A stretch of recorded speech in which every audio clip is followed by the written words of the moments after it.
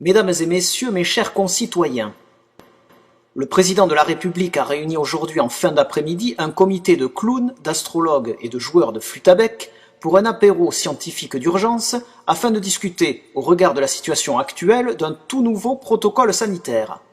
À compter du mardi 32 février à 26h75, les écoles seront entrouvertes.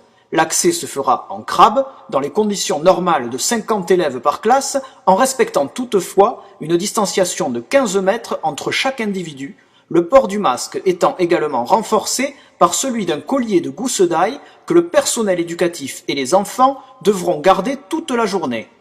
Les commerces dits non essentiels seront dans l'obligation d'ouvrir 24 heures sur 24 et 7 jours sur 7, mais ne pourront évidemment pas accueillir de public.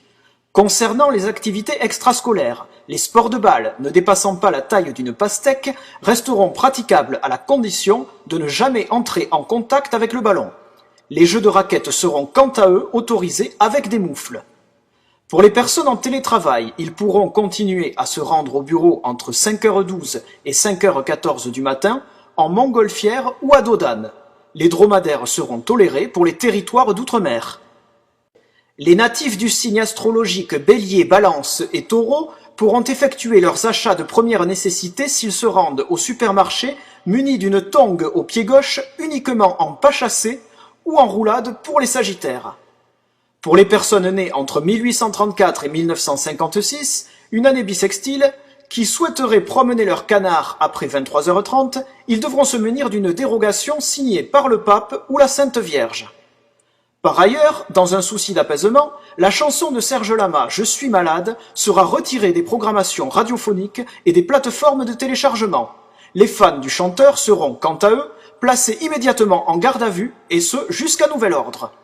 Enfin, en ce qui concerne le vaccin, au vu de la pénurie actuelle, il a été décidé que celui-ci serait remplacé par la protection d'un marabout en téléconsultation sous la forme d'un mail magique dont le contenu devra être récité à la pleine lune par tous les Français qui le souhaitent.